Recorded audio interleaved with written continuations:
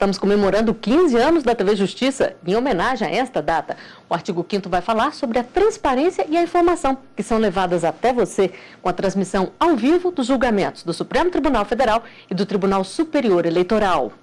A regra é que todas as informações sejam divulgadas. A exceção é quando o processo corre em segredo de justiça. A nossa Constituição determina que a lei só pode restringir a publicidade do processo quando houver necessidade de proteção à defesa da intimidade ou do interesse social. Vamos saber mais sobre transparência e segredo de justiça com dois convidados muito especiais que estão aqui conosco. O ministro do Supremo Tribunal Federal, Dias Toffoli, e também o ministro do Superior Tribunal de Justiça, Luiz Felipe Salomão. Ministro Toffoli, o senhor esteve aqui no primeiro artigo 5º que foi gravado, está voltando no nosso programa especial. Muito obrigada. Quando inauguramos o programa aqui na TV Justiça. Exatamente. Ministro Luiz Felipe Salomão, muito obrigada também por participar dessa comemoração aos 15 anos da TV. Prazer para mim, numa data especial. Bom, eu gostaria de começar o programa sabendo como que vocês analisam essa transparência garantida com a transmissão ao vivo dos julgamentos. Ministro Toffoli. Em primeiro lugar, é bom a gente lembrar que todos nós sempre gostamos de um filme que trate de júri, que trata de julgamentos, são sempre trailers. E a TV Justiça mostra isso acontecendo na realidade nacional. É importante também destacar que esta transmissão feita no Brasil foi a primeira no mundo de uma corte constitucional. A Suprema Corte Brasileira, portanto, é pioneira em todo o mundo em relação a trazer essa transparência. E isso traz uma proximidade da justiça com o cidadão.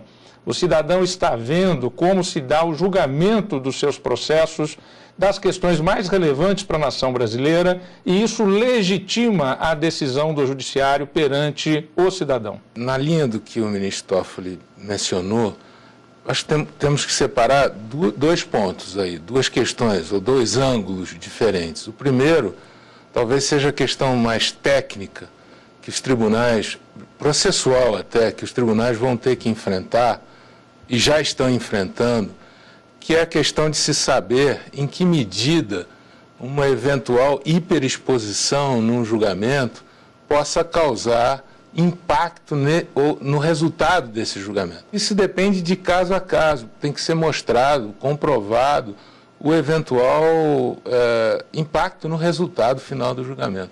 Outro ângulo, que eu, dentro da linha do que falou o ministro Toffoli, é exatamente a linha principiológica, da transparência, da possibilidade da participação da cidadania ao examinar, ao enxergar, ao visualizar ali escancaradamente os debates, os resultados dos julgamentos, não só do Supremo Tribunal Federal, mas também dos outros tribunais onde tem programas na TV Justiça.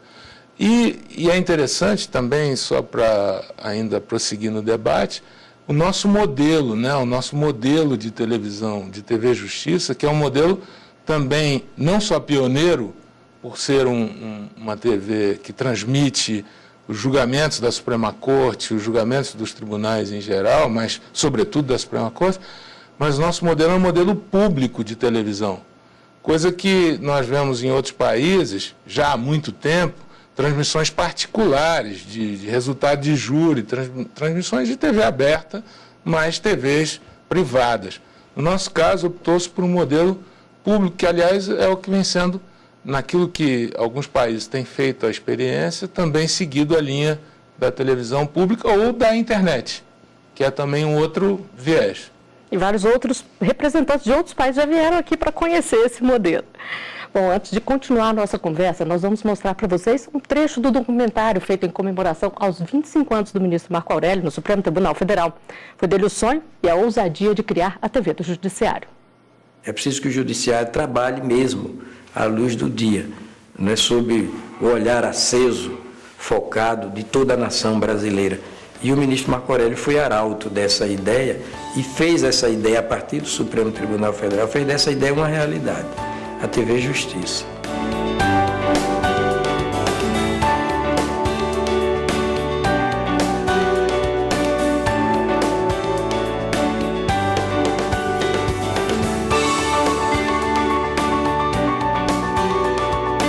A TV Justiça, ela tem história. porque, em primeiro lugar, ela resultou de um sonho. E, em segundo lugar, ela foi concretizada ante a ousadia. Por quê?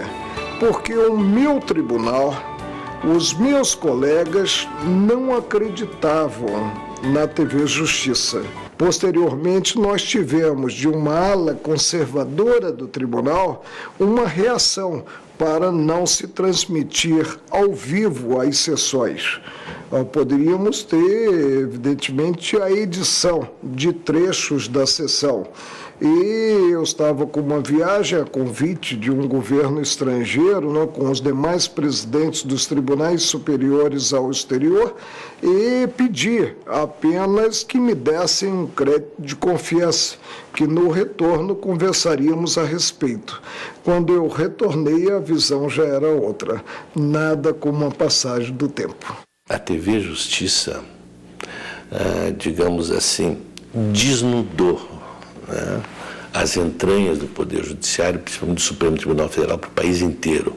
Aquilo que era um grande mistério para o cidadão comum passou a ser uma coisa do seu cotidiano. Já há algum tempo atrás, viajando profissionalmente, eu estava indo para o aeroporto de João Pessoa, peguei um táxi. E um motorista, uma pessoa muito simples, enfim, me perguntou quem eu era, para onde eu ia. Eu sou advogado, moro em Brasília, enfim. E ele começou a falar dos ministros do Supremo com intimidade, como se fosse, desculpe a expressão, da turma dele. Porque o Marco Aurélio, porque o Pertence, porque o Jobim, porque o Veloso, mas falando de uma forma, assim, digamos, respeitosa, né? Ao mesmo tempo, digamos assim, com familiaridade sobre as manifestações, sobre as atuações do Supremo Tribunal Federal. Então, isso eu achei, digamos assim, de um valor inestimável para a própria cidadania. Ministro Toffoli, o senhor entrou, a TV já transmitiu ao vivo as sessões, mas o senhor sente essa proximidade com a população? Eles têm interesse em acompanhar o julgamento, saber o que é tratado aqui? Sem dúvida nenhuma. Isso é importante não só para a comunidade jurídica, mas para o cidadão. E é importante nós termos a ideia de que a transparência não é só mostrar o julgamento, não é só televisionar o julgamento. É porque, desta forma, a comunidade jurídica, o cidadão, pode verificar se o julgador está sendo coerente com decisões anteriores tomadas em outros casos. O que faz com que haja um sistema de controle público, sim, sobre as decisões do Supremo Tribunal Federal. Para quê? Para que, quando se vai mudar uma jurisprudência, se tenha que justificar o porquê. Ou quando se vai decidir um caso, tem que fazer aquilo que se diz no juridiquês, o distinguish, ou seja, distinguir aquele caso de um outro caso anterior para mostrar por que está sendo julgado diferente. Ou seja, a decisão do juiz é uma decisão vinculada. O juiz não pode chegar num julgamento e dizer, eu acho que esse caso é melhor decidir assim. O juiz tem que justificar, tem que argumentar, tem que fundamentar na Constituição e na lei e na jurisprudência as suas decisões. E a transmissão da TV Justiça traz essa transparência para o cidadão. Esse juiz ele é coerente nos seus posicionamentos. Agora, como a gente disse aqui, ministro Salomão, a regra é a transparência, mas existe também exceção aí. O que significa, na prática, esse segredo de justiça? Então, ainda no caráter geral, já chego na questão do segredo de justiça, mas no caráter geral tem um adágio muito interessante que diz, só se confia em quem se conhece. E é um pouco disso, né? A transparência, a possibilidade de conhecer ali por dentro, como é o julgamento, que são, pela Constituição, são julgamentos públicos, né? Ela obriga que seja público. O nosso sistema é diferente de outros países que têm não só a deliberação secreta, mas também o próprio debate entre os juízes, ele é secreto. A nossa Constituição de 88 optou por trazer essa transparência, que aliás segue a tradição do nosso direito. Mas tem exceções, como foi dito aqui.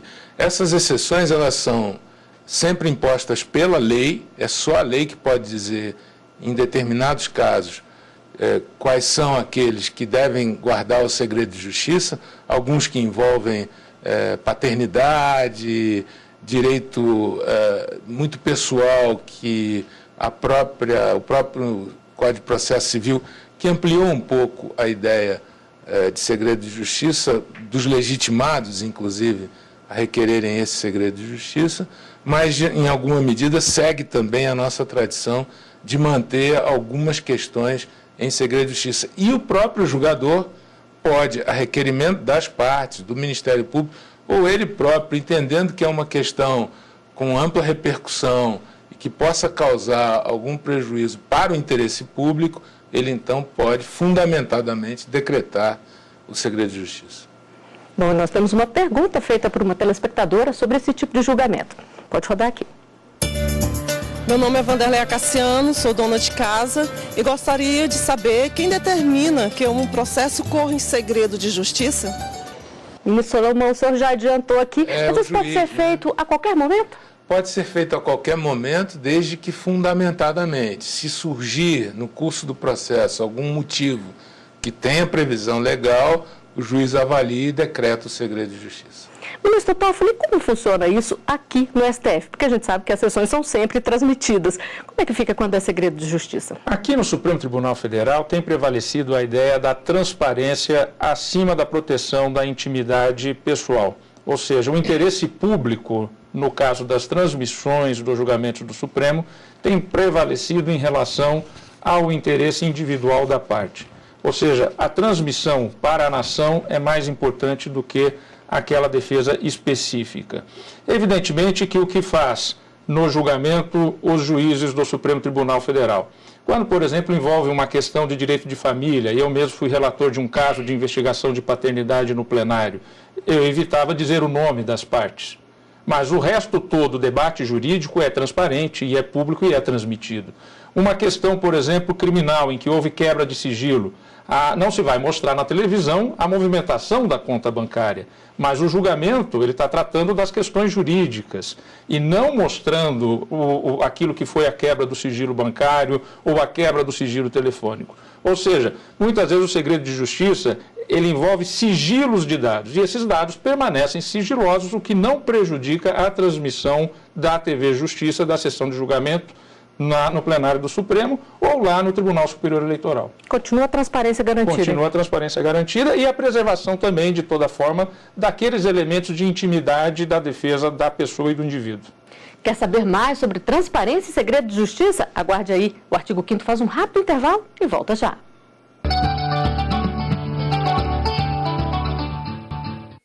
Estamos de volta com o artigo 5º. Hoje o nosso programa é especial, em comemoração aos 15 anos da TV Justiça. Neste tempo, muitos julgamentos foram transmitidos ao vivo, garantindo transparência ao judiciário. Quem está aqui comigo conversando sobre isso é o ministro Dias Toffoli, do Supremo Tribunal Federal, e também o ministro Luiz Felipe Salomão, do Superior Tribunal de Justiça. Ministro Salomão, a gente terminou o primeiro bloco falando sobre segredo de justiça. Onde é que termina aí a defesa da intimidade e começa o interesse público? Como avaliar isso? Nesse conflito, existe o que a gente chama de ponderação dos interesses em jogo, ponderação dos princípios constitucionais que são, todos eles, relevantes e que o Supremo faz quando interpreta a Constituição, quando interpreta os princípios. E é dentro dessa ponderação que também o juiz, quando examina o segredo, no caso concreto, faz essa ponderação. Se é melhor para o interesse público, se é melhor para a coletividade, naquele caso, se há realmente a relevância para se tornar aquele julgamento e os dados que estão no processo publicizados, ou se, ao contrário, é melhor mantê-los em sigilo com alguns balanceamentos, que o ministro Toffoli já adiantou. Se reserva o direito de não se falar o nome das partes, alguns documentos que são relevantes e são garantidos o sigilo pela Constituição também ficam preservados. Existem maneiras de se trabalhar ponderações de modo a equilibrar os princípios em conflito.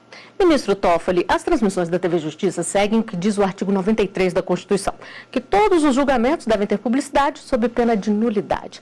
As exceções são só as que a gente já falou aqui, de processos que correm em segredo de justiça, ou existem outras? São aqueles em que o próprio interesse público impor a necessidade de um eventual sigilo. E aí pode, pela Constituição e pelas leis, se limitar a presença no julgamento apenas às partes e aos seus advogados.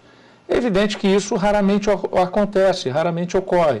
Muito mais quando estamos a tratar de uma Corte Constitucional, um Supremo Tribunal. Por quê? Porque aqui nós discutimos muito mais as teses constitucionais, as teses jurídicas, e menos os fatos. Então, ao se discutir teses, não se está expondo pessoas, não se está expondo documentos, se está expondo o direito. E aí a fundamentação, como diz o artigo 93, inciso 9 da Constituição, é aquela fundamentação argumentativa baseada na Constituição, na lei, na jurisprudência, na linha filosófica jurídica que o julgador segue para mostrar a toda a sociedade a sua coerência em todos os seus julgados. E que exemplos a gente pode dar? A gente lembra muito do caso do menino Chan, que no julgamento foi tratado apenas pelas iniciais, mas que ficou amplamente conhecido do público. Que outros exemplos a gente pode dar? Porque muitas vezes, no caso, por exemplo, dessa disputa de guarda ou de pátrio poder, de poder familiar no novo Código Civil, usando a expressão do novo Código Civil, poder familiar, sobre o menino Chan, entre a avó e o pai biológico, a avó materna e o pai biológico, a própria imprensa já havia divulgado os fatos, houve uma mobilização do ponto de vista da família brasileira, e houve uma mobilização do pai norte-americano, inclusive junto ao Senado dos Estados Unidos da América, em relação à reivindicação dos direitos, em relação a um tratado internacional. Enfim, o caso estava exposto na mídia, não pelo Supremo Tribunal Federal, não pelo julgamento do Supremo Tribunal Federal. Esse caso veio a público porque as próprias partes envolvidas o expuseram, não foi a justiça que o fez. Exatamente. A justiça que preservou só com as iniciais. Preservou só com as iniciais. Bom, e este é um tema que desperta a curiosidade das pessoas. Nós temos mais uma pergunta gravada nas ruas. Vamos conferir aqui. Meu nome é Geraldo César, eu sou autônomo. Eu gostaria de saber que quando o processo é sigiloso, nada sobre ele pode ser divulgado ou apenas os nomes dos envolvidos ficam em segredo. Ministro Toffoli, como funciona na prática? Evite-se de dizer o nome completo das pessoas, suas iniciais, e aqueles documentos com dados sigilosos também não são mostrados. E a gente sabe que quando muitas pessoas estão envolvidas, nem sempre é fácil manter o segredo. O que pode acontecer nestes casos? Esta é a dúvida de uma telespectadora. Pode rodar aqui. Meu nome é Bianca Rodrigues, eu sou estudante e eu queria saber se alguém descobre os dados de um processo que é sigiloso e divulga. Pode ser punido? Ministro Salomão, como é que funciona nesses casos? Então, não adianta ser mais realista que o rei, como se diz, né? Se a publicidade foi de maneira espontânea, se as próprias partes produziram, como foi dito aqui, nós temos um caso lá no STJ que julgamos e que o ministro Toffoli é relator aqui no Supremo, que é a questão da mudança do registro civil para o transexual. Nesse caso, nós cuidamos de preservar a identidade, as fotografias, os motivos, mas a tese jurídica ela foi difundida, foi publicada a partir até do próprio interesse da parte que nas redes sociais anunciou o resultado do julgamento, e também os próprios tribunais foram divulgando isso.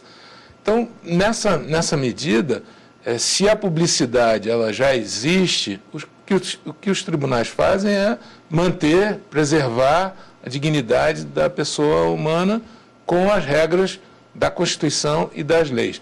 Porém, se alguém divulga por deliberado interesse, com intenção de prejudicar, de ferir a intimidade, aí sim, se isso restar apurado, se é possível apurar quem foi e como foi, aí efetivamente vai receber a punição devida.